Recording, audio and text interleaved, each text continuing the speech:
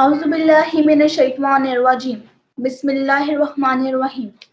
السلام علیکم، میں عروج مغل جماعت ہفتم کی طالبہ اڈیالہ روڈ کیمپس کی جانب سے آپ سب کو مارننگ اسمبلی میں خوش آمدید کہتی ہوں۔ سب سے پہلے میں سر دانش کو نماز کے سبق کے لیے دعوت دوں گی۔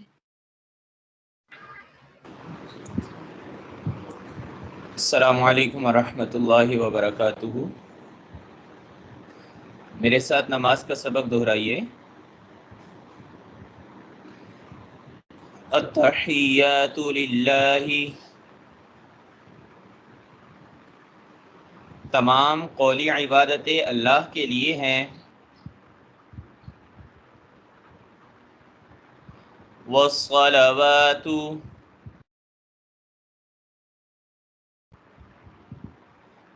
اور تمام عملی عبادتیں بھی۔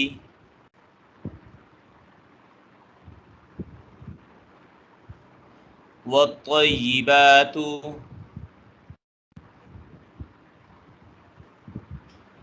اور تمام مالی عبادتیں بھی۔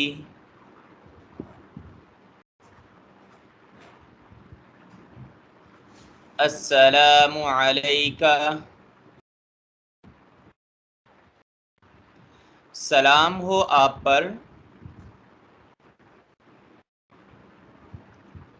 ایہا النبی،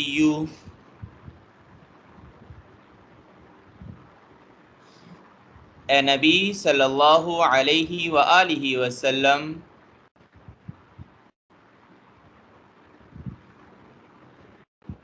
ورحمۃ اللہ،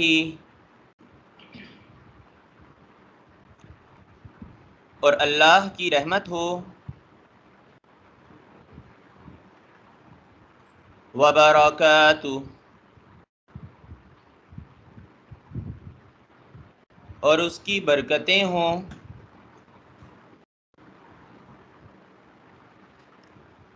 السلام علینا،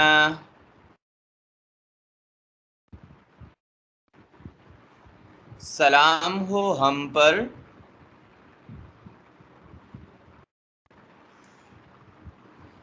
وعلی عباد اللہ الصالحین، اور اللہ کے نیک بندوں پر۔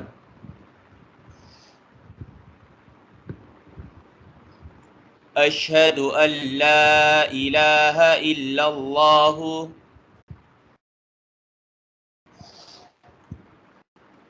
میں گواہی دیتا ہوں کہ اللہ کے سوا کوئی معبود نہیں ہے۔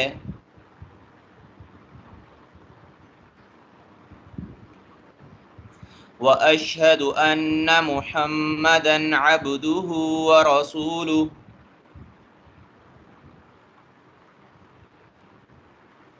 اور میں گواہی دیتا ہوں کہ بے شک محمد صلی اللہ علیہ وآلہ وسلم اللہ کے بندے اور رسول ہیں۔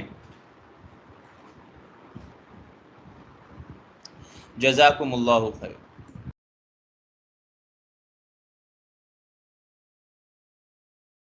جزاک اللہ۔ اب میں سر حافظ ادریس کو قرآن پاک کے ترجمہ و تفسیر کے لیے دعوت دوں گی۔ السلام علیکم ورحمۃ اللہ وبرکاتہ۔ اعوذ باللہ من الشیطان الرجیم، بسم اللہ الرحمن الرحیم۔ ان الذین آمنوا والذین هادوا والنصارى والصابئین من آمن باللہ والیوم الآخر وعمل صالحا فلهم اجرهم عند ربهم ولا خوف علیہم ولا هم یحزنون۔ یہ سورہ بقرہ کی آیت نمبر 62 ہے۔ اللہ تبارک و تعالی نے ارشاد فرمایا، ان الذین آمنوا، انا بے شک، الذین وہ لوگ، آمنوا جو ایمان لائے، واو اور الذین وہ لوگ، ہادو جو یہودی ہوئے۔ یہودیوں کو یہودی کہنے کی وجہ کیا ہے، یعنی ان کا نام یہ یہودی کیوں ہوا؟ تو بعض حضرات نے تو یہی وجہ لکھی ہے کہ یہ ہادہ یہود جو ہے، اس کا معنی توبہ کرنا ہے، چونکہ ان کے بڑوں نے توبہ کی تھی تو اس نسبت سے انہیں یہودی کہا گیا۔ اور یا بعض حضرات کی رائے یہ ہے کہ یعقوب علیہ السلام کے بیٹوں میں بڑے بیٹے کا نام یہودا تھا تو ان کی نسبت سے یہ یہودی کہلائے۔ تو یہاں والذین ہادو سے مراد وہ لوگ ہیں جو یہودی ہوئے، والنصارا اور نصارہ کہتے ہیں عیسائیوں کو جو اپنی نسبت عیسیٰ علیہ السلام کی طرف کرتے ہیں۔ اس کے بارے میں بھی مختلف رائے ہیں کہ نصارہ کیوں انہیں کہا گیا۔ بعض حضرات نے کہا کہ چونکہ عیسیٰ علیہ السلام نے جب اپنے ساتھیوں سے کہا تھا کہ من انصاری اللہ، اللہ کے بارے میں میری کون مدد کرے گا اللہ کے دین کے لیے، تو انہوں نے کہا نحن انصار اللہ، ہم اللہ کے مددگار یعنی اللہ کے دین میں آپ کی مدد کریں گے، اللہ کے دین کے لیے قربانی دیں گے۔ تو انہوں نے لفظ انصار استعمال کیا تھا تو اس سے انہیں نصارہ کہا گیا۔ اور بعض حضرات نے یہ کہا ہے کہ یہ جہاں رہتے تھے اس بستی کا نام ناصرہ تھا تو وہاں سے نصارہ پڑ گیا۔ تو جو بھی وجہ ہو مراد وہی لوگ ہیں جو اپنے آپ کو عیسیٰ علیہ السلام سے جوڑتے تھے۔ والسابئین، سابی اس دور میں کوئی عراق کے قریب لوگ رہتے تھے جن کا صحیح مذہب نہیں معلوم ہو سکا۔ مفسرین نے مختلف آراء لکھی ہیں، کسی نے کہا ستارہ پرست تھے، کسی نے کہا کہ یہ اپنی نسبت نوح علیہ السلام سے جوڑتے تھے، کسی نے کہا یہ عیسائیت کے قریب تھے۔ تو جو بھی تھے ایک فرقہ ایک طبقہ سابعین کا بھی تھا۔ من آمن باللہ، جو کوئی ایمان لایا اللہ پر، والیوم الآخر، اور آخرت کے دن پر، وعمل صالحا، اور عمل کیے اس نے نیک اچھے، فلہم، سو ان کے لیے ہے اجرہم، ان کا اجر، عند ربہم، ان کے رب کے ہاں، ان کے رب کے پاس، ولا خوف، اور نہیں ہے خوف، علیہم ان پر، ولا ہم یحزنون، اور نہ وہ غمگین ہوں گے۔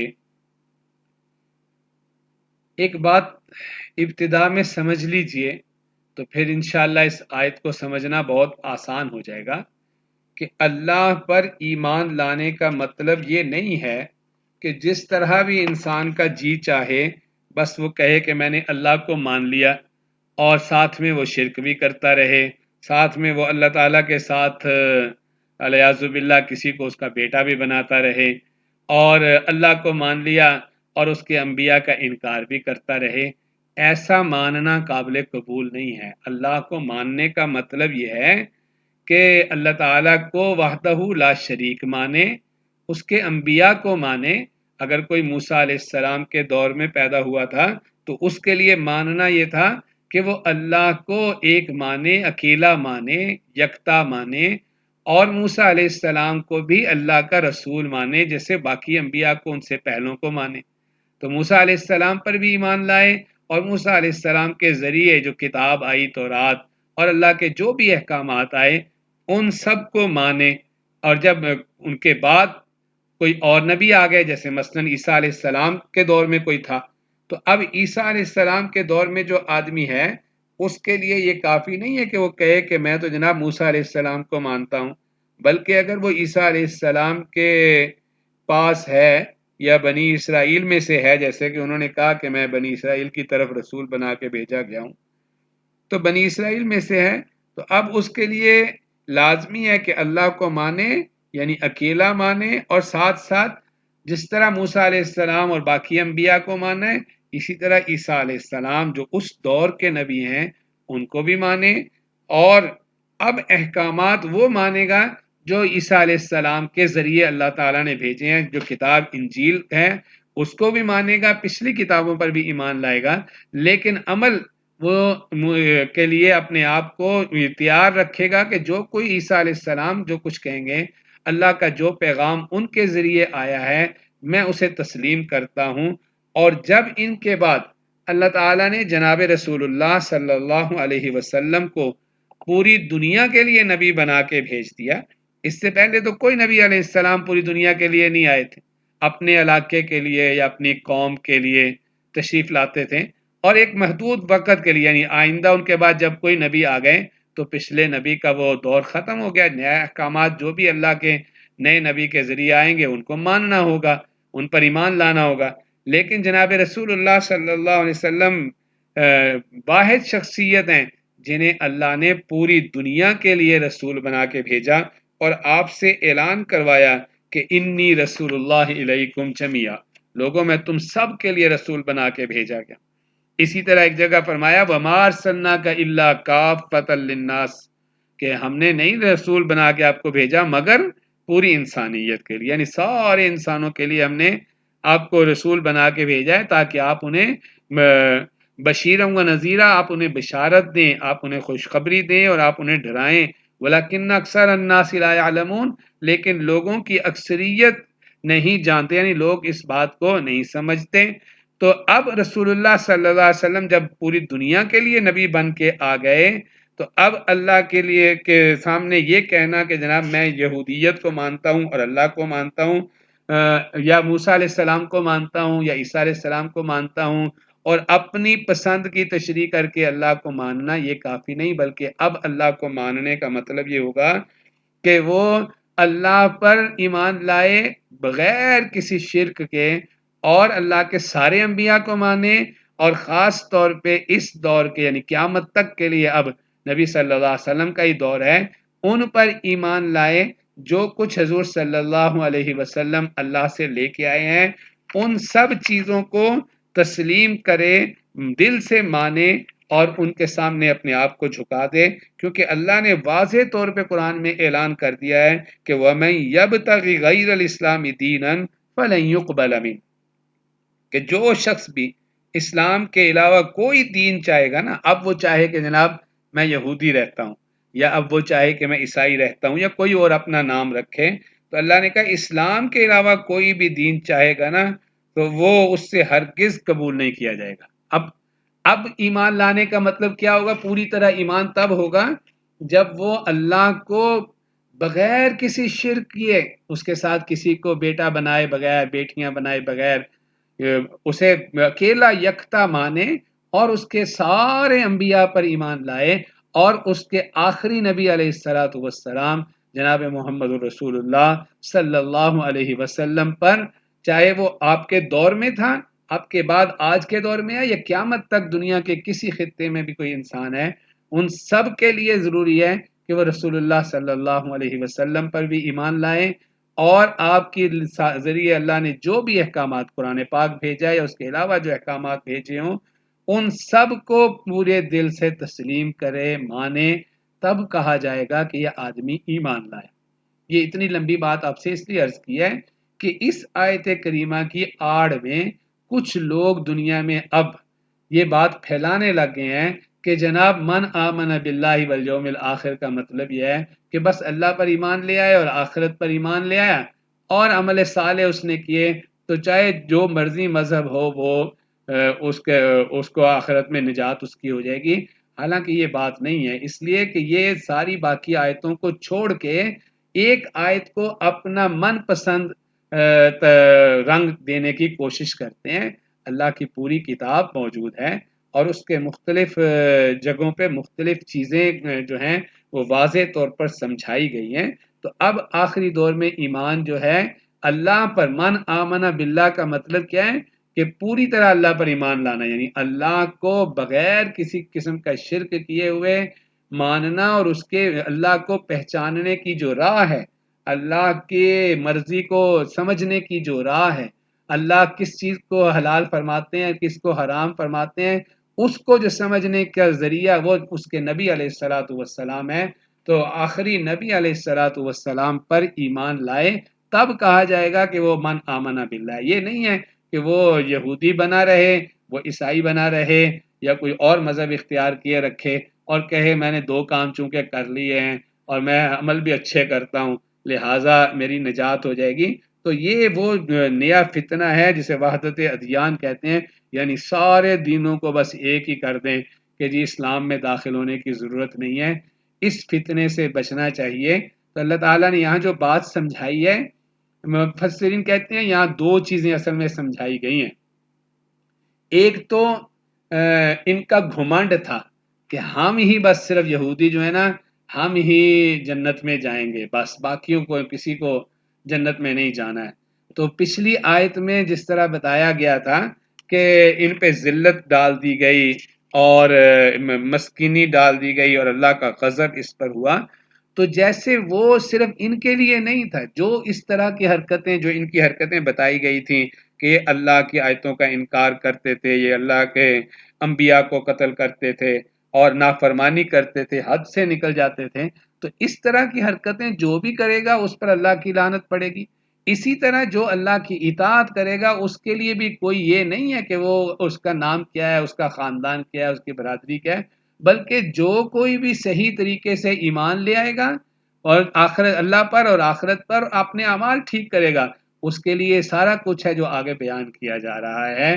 اور دوسری بات یہ کہ پچھلی آیات سے یہ اشکال پیدا ہو سکتا تھا، خوف پیدا ہو سکتا تھا یہودیوں کے اندر بھی کہ شاید اب توبہ کی کوئی صورت نہیں ہے، تو مفسرین کہتے ہیں اس کی بھی وضاحت فرما دی گئی ہے یہاں کہ نہیں، کوئی جو کچھ بھی رہا ہو پہلے، اب اگر وہ صحیح ایمان لے آتا ہے اور اللہ پر بھی اور آخرت پر بھی اور اپنے اعمال ٹھیک کرتا ہے تو ان سب کے لیے اجر ہے ان کا ان کے رب کے ہاں۔ ایک دفعہ اس کا ترجمہ پھر دیکھ لیں، پھر آخری بات کرتے ہیں۔ ان الذین آمنوا، بے شک وہ لوگ جو ایمان لائے، والذین ہادو اور وہ لوگ جو یہودی ہوئے، والنصارى اور نصارہ، والسابئین اور سابئی، من آمن باللہ والیوم الآخر، جو بھی اللہ پر ایمان لائے اور یوم آخرت پر ایمان لائے، وعمل صالحا اور اعمال کرے نیک، فلہم اجرہم عند ربہم، سو ان کے لیے ہے اجر ان کا ان کے رب کے ہاں، ولا خوف علیہم اور ان کو نہ کوئی خوف ہوگا، یعنی آئندہ کے بارے میں کہ پتہ نہیں کیا بنے گا، جب ایمان صحیح ہے اور اعمال صالحہ صحیح ہیں تو آئندہ کے لیے بھی خوف نہیں ہوگا، ولا هم یحزنون اور نہ انہیں کوئی غم ہوگا، یعنی یہ بھی نہیں ہوگا کہ کاش ہم نے صحیح اعمال کیے ہوتے اور ہم ایمان صحیح لے آتے۔ تو دنیا میں چونکہ ایمان بھی اپنا صحیح کر لیا، اعمال بھی صحیح کر لیے، تو پیچھے کے بارے میں بھی کوئی غم نہیں ہوگا اور آئندہ کے بارے میں بھی کوئی خوف انہیں نہیں ہوگا۔ اللہ تعالی ہم سب کو صحیح چیز سمجھنے کی اور حق پر قائم رہنے کی توفیق عنایت فرمائے۔ السلام علیکم ورحمۃ اللہ وبرکاتہ۔ جزاک اللہ۔ اب میں میسج آف دا ڈے کے لیے جماعت نہم کی طالبہ حیات فیل کو دعوت دوں گی۔ بسم اللہ الرحمن الرحیم۔ میں حیات فیل جماعت نہم کی طالبہ اڈیالہ روڈ کیمپس کی جانب سے آپ سب کو مارننگ اسمبلی میں خوش آمدید کہتی ہوں۔ اسلام ایک پاکیزہ دین ہے، اس کی بنیاد حب رسول صلی اللہ علیہ وآلہ وسلم پر رکھی گئی ہے۔ جس کے دل میں یہ محبت جتنی پختہ ہوگی اس کا ایمان بھی اس قدر مضبوط ہوگا۔ اسی محبت کو پختہ تر کرنے کے لیے ہمیں حکم ہے کہ رسول صلی اللہ علیہ وآلہ وسلم پر درود و سلام بیچتے رہیں۔ یہ درود ایک ایسا پیمانہ ہے جو ناپ کر بتا دیتا ہے کہ مسلمان کے دل میں حضور صلی اللہ علیہ وآلہ وسلم کی محبت کس قدر ہے۔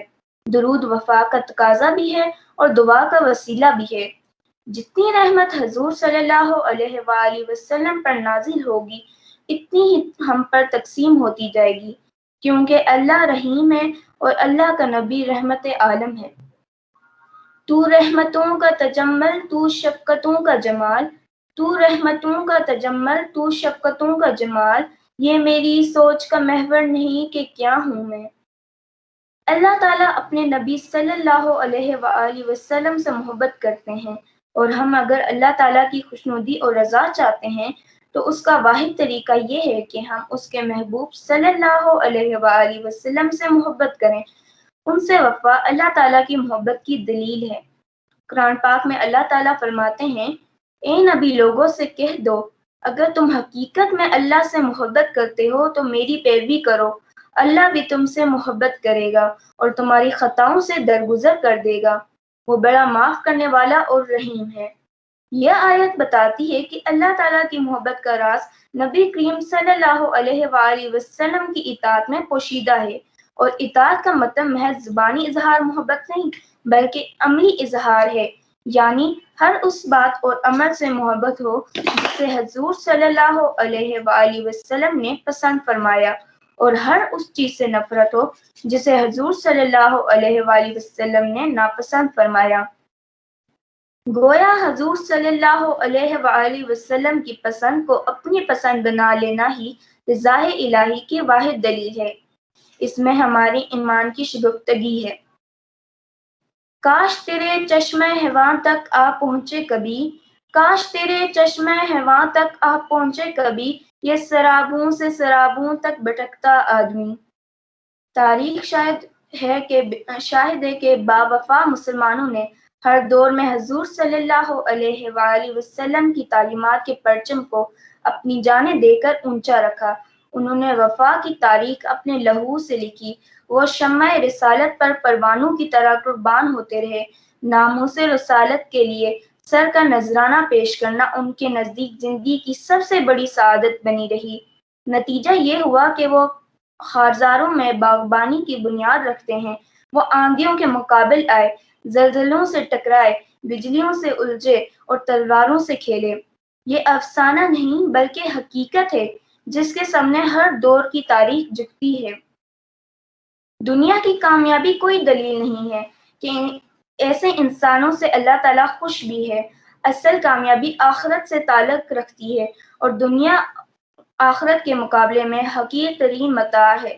اس لیے اگر دل کی دھڑکنوں میں حضور صلی اللہ علیہ وآلہ وسلم کی محبت بس جائے اور مسلمانوں کا قول و فعل قرآن کے مطابق ہو جائے تو اس حقیر دنیا کی حقیر کامرانی تو کوئی شے ہی نہیں بلکہ لوح و قلم بھی اس کی زد میں ہوں گے۔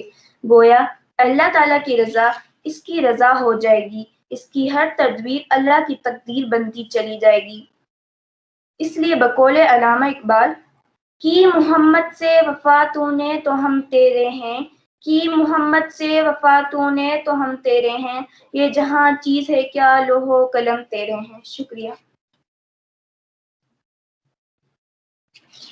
آخر میں سمنے کا اختتام حضرت عمر بن خطاب کے اس فرمان سے کروں گی، مجھے اس دن سے خوف آتا ہے جب کفار اپنے باطل پر ہونے میں فخر محسوس کرنے لگے اور مسلمان اپنے ایمان سے شرم محسوس کرنے لگے۔ اللہ حافظ۔